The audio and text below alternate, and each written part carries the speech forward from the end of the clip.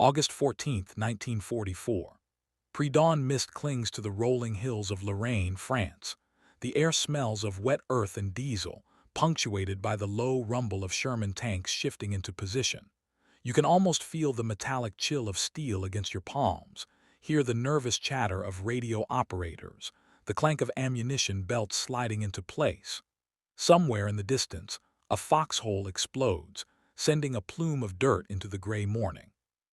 General George S. Patton rides at the head of the column, spurs gleaming faintly under the dim light. His eyes are sharp, scanning the horizon for any sign of the enemy. Soldiers behind him whisper rumors of how the Germans are entrenched, how their divisions are battle-hardened, how no one has moved this fast through Lorraine in decades. Patton doesn't respond. His jaw is set. His tanks move like a coiled spring ready to snap. By 600 hours, American armored columns surge forward. The terrain is treacherous. Hedgerows claw at tank treads, mud clings to boots, and the occasional flare illuminates a German defensive position hidden in a grove. The Axis soldiers are alert, but they have not seen anything like this. Rapid maneuvers, unpredictable routes, and the sudden hammering of artillery create the illusion of a much larger force. Every village taken feels like a step deeper into enemy confusion. As Patton pushes forward, the first German units begin to falter. The commanding officers, field marshals, and colonels who had planned defensive lines are suddenly confronted with armored battalions appearing where maps said no force could reach. Their radio reports are frantic, reports of encirclement, reports of surrender. The numbers start small, a company here, a platoon there, but they grow. By late morning, entire regiments are waving white flags, 2,000 soldiers here, 3,000 there. Each surrender is a blow not only to German morale but to their sense of control. Patton's name begins to echo through the ranks. Officers whisper it in disbelief. How can one general move so fast? How can one army seem everywhere at once? And yet Patton doesn't pause. He keeps moving. Tanks roar over narrow roads. Artillery shells whistle overhead, landing just ahead to prevent German regrouping. The pace is exhausting. The men feel it in every bone, but the momentum is unstoppable. By dusk, American forces have captured more than 5,000 prisoners. The German command is stunned. Communication lines are a tangle of static and panic. But Patton knows this is only the beginning. He signals his staff, pointing at the next village on the map. "Keep pressing. Don't give them time to breathe," he says. The soldiers exchange glances, exhaustion, fear, exhilaration, and they obey. By nightfall, the Lorraine countryside is quiet but not peaceful. Fires burn in small towns, tanks rest, and thousands of prisoners are corralled into makeshift holding areas. But behind every surrender, every collapse of a German line, the question echoes in the minds of the commanders. How is he doing this? Little do they know, this week will end with 15,000 prisoners, and the psychological blow will be more devastating than any artillery. August 15, 1944. The sun rises over Lorraine, revealing a landscape scarred by war, shattered farmhouses, splintered fences, and smoke curling from fields still smoldering from the night's artillery strikes. Patton's forces are already on the move again, the sound of engines, gunfire, and shouted orders blending into a relentless roar. You can almost feel the vibration through the soles of your boots.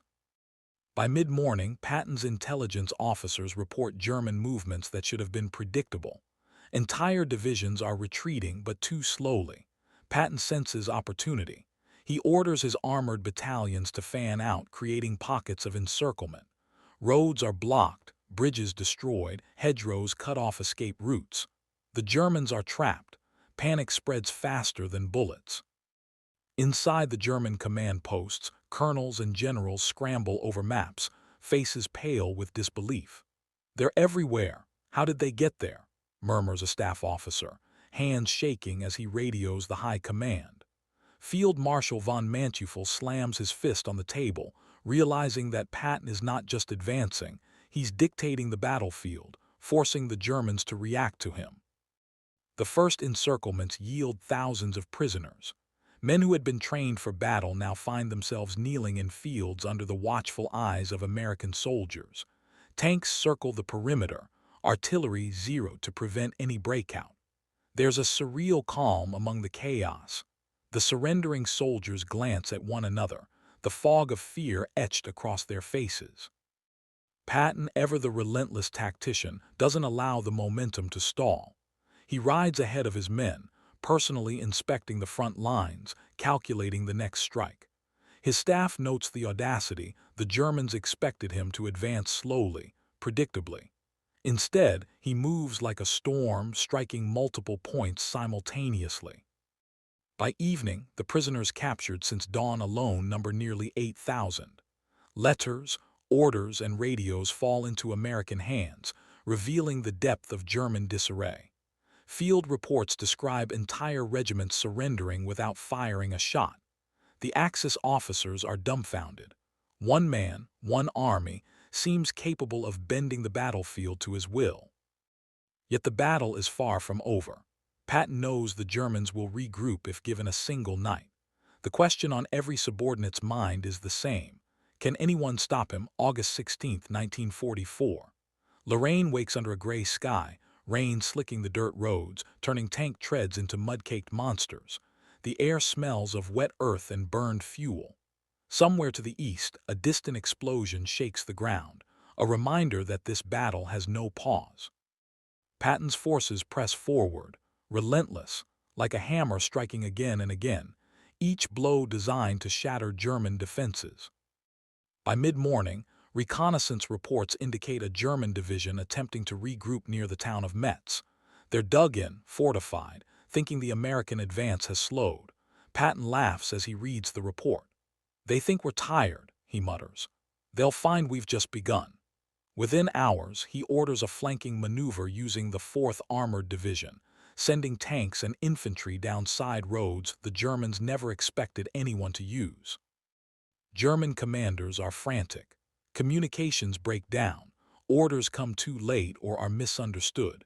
Units that should have reinforced one another are now isolated pockets surrounded by American armor. Entire battalions surrender under the pressure. A German colonel later writes in his diary, "It was as if a single force occupied the entire front. We were ghosts in our own territory." Patton's tanks roar past hedgerows, artillery shells arc overhead, and infantry close in. By the afternoon, over 12,000 German soldiers have been captured since the start of the week. Their faces are etched with disbelief, some still clutching rifles they will never fire again. Young officers, barely older than 20, look at Patton's advancing columns as if witnessing some unstoppable force of nature. The Americans push forward without pause. Behind every surrendered enemy, the troops consolidate prisoners, repair vehicles, and keep up the momentum. Patton knows that hesitation would be fatal. The Germans might find a weak point, regroup, and reverse the tide. His strategy is simple: strike fast, strike everywhere, and leave no room for the enemy to breathe. By nightfall, the American forces are exhausted but exhilarated. Patton's staff counts the tally: 15,000 prisoners. The scale of the achievement is staggering. German generals are stunned. Reports flood back to Berlin, entire regiments captured in a week, territory seized faster than anyone predicted, morale shattered. The psychological impact is as decisive as any battle, leaving the Axis forces demoralized and scrambling to respond. And yet Patton rides on, already planning the next thrust, because in his mind the battle is not over, it has only begun. August 17, 1944. In a dimly lit command post somewhere near Metz, German generals stare at maps that seem to betray them. Faces drawn, eyes wide, they trace the movements of Patton's armored divisions with disbelief. Units that should have held strategic positions are gone, surrounded, or surrendering. Radios crackle with fragmented reports, soldiers speaking in panicked tones, commands coming too late, entire regiments vanishing into American control. Field Marshal von Manteuffel pounds the table. How is he doing this?" he mutters. His officers exchange worried glances. No one can answer. The Americans are everywhere at once, appearing where the Germans swore no tanks could reach, cutting supply lines and forcing surrenders in record numbers. For the first time, the illusion of German control in Lorraine shatters completely. Patton's psychological warfare is just as effective as his tanks. Word of the capture spreads through German ranks faster than bullets. Soldiers begin to surrender preemptively, not wanting to face the same fate as their comrades. In villages and towns, white flags dot the landscape, a silent testament to Patton's relentless advance. Morale collapses before the Americans even reach some positions. Meanwhile, American troops push forward with precision. Prisoners are disarmed, documented, and sent to holding areas. Tanks continue to cut through defensive positions. Artillery pounds any attempted resistance, and infantry sweeps clear hedgerows and villages.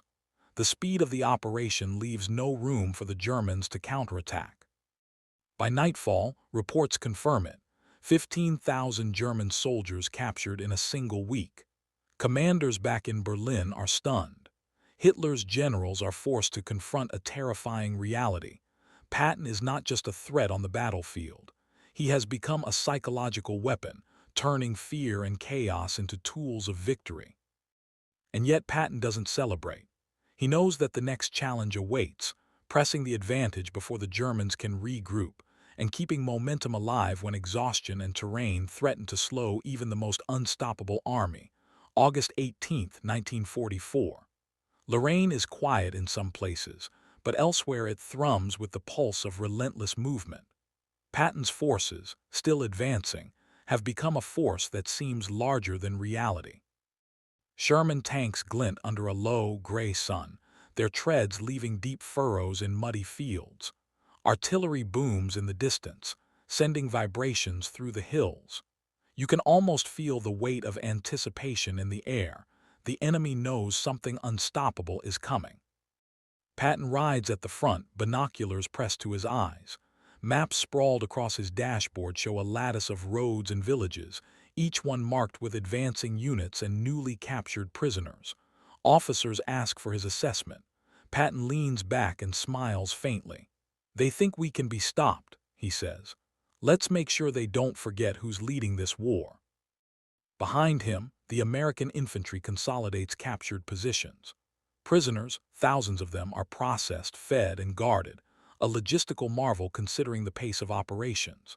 Tank battalions push through gaps in the enemy lines that no one thought possible. Engineers repair bridges faster than Germans can destroy them, and reconnaissance units relay vital intelligence on enemy movements. It is a well-oiled machine, coordinated chaos, and it leaves the Axis scrambling. German generals meet in emergency councils, maps spread across tables like puzzles they cannot solve. Every route of retreat, every defensive line, seems compromised. Their reports are filled with the same disbelief.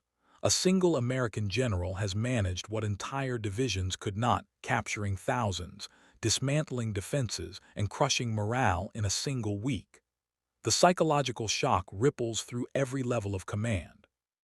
By the evening of the 18th, Lorraine has shifted from a contested region to a land where Patton dictates the tempo. Soldiers whisper his name with awe, enemies fear it with terror. What began as a series of tactical maneuvers has now become legend, an unstoppable advance, proof that audacity and speed can bend even the strongest defenses. And still the general rides on, already calculating the next strike. Because for Patton, victory is measured not just in territory, but in momentum, and momentum waits for no one. August 19, 1944. The sun rises over a Lorraine countryside, transformed, towns scarred by shellfire, fields trampled by tanks, and roads lined with rows of surrendered German soldiers.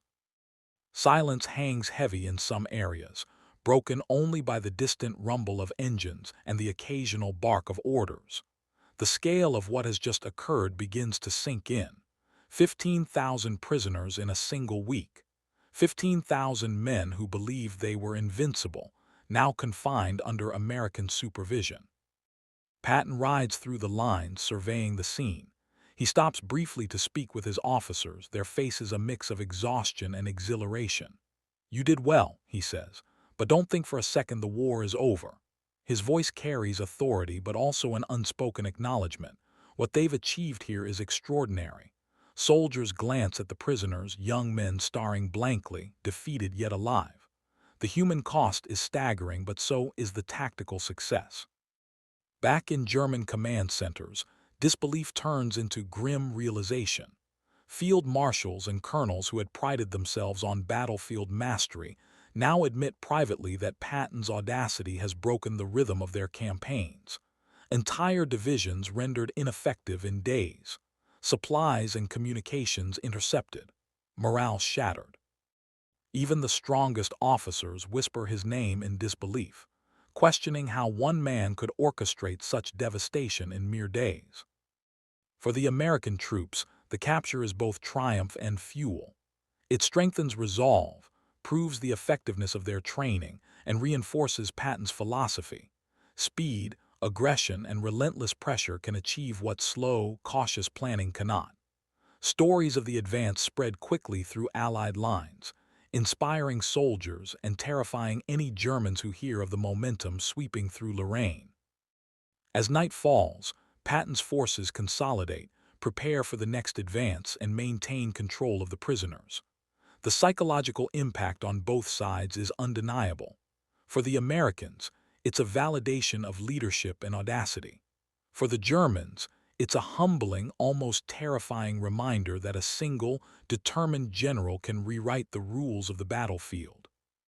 And somewhere in the German high command, officers stare at their maps again, haunted by a question that will echo through every report, every planning session, every anxious moment. How does one man do this?